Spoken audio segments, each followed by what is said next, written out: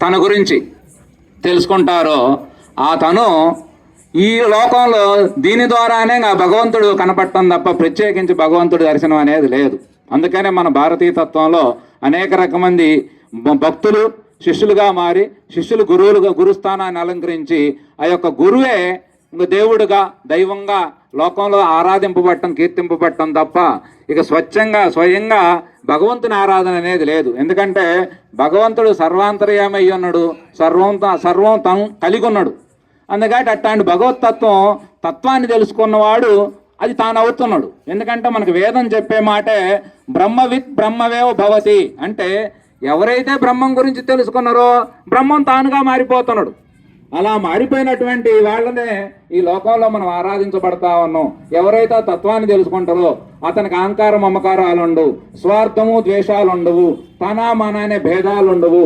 అలా ఏమీ లేకుండా నిస్వార్థంగా సర్వమానవాళ్ళకి ఎప్పుడు హితం చేసేవాడిగా ఉంటాడు, సర్వజీవుల్ని ప్రేమించేవాడిగా ఉంటాడు, సర్వానికి సేవ చేసే దోషుడుగా ఉంటాడు.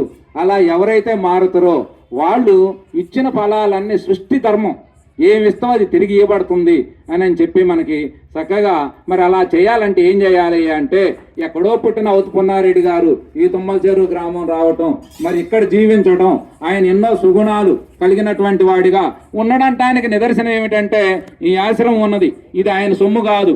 4 ఎకరాలు భూమి ఉన్నది, అది ఆయన సొమ్ము కాదు.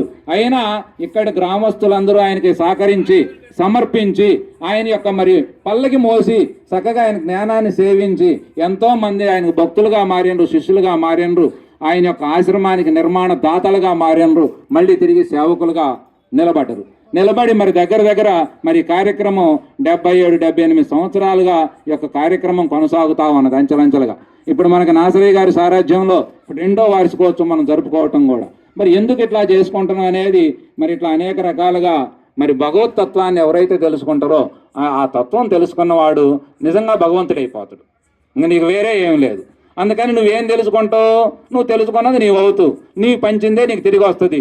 ఇవన్నీ సృష్టి నియమాలు కాబట్టి ఆ నియమం ప్రకారం మనం కూడా గురువుగారిని అనుసరిస్తూ గురువుగారి యొక్క అడుగుజాడలలో ఆలోచనలు అయ్యి మాటల్లో మాట అయ్యి ఆచరణలో ఆయన మనంగా మారితే లోకంలో మనకు కూడా అదే స్థానాన్ని అలంకరించవచ్చు అనేటువంటి ఒక గొప్ప చక్కటి సందేశాన్ని చక్కగా చెప్పారు.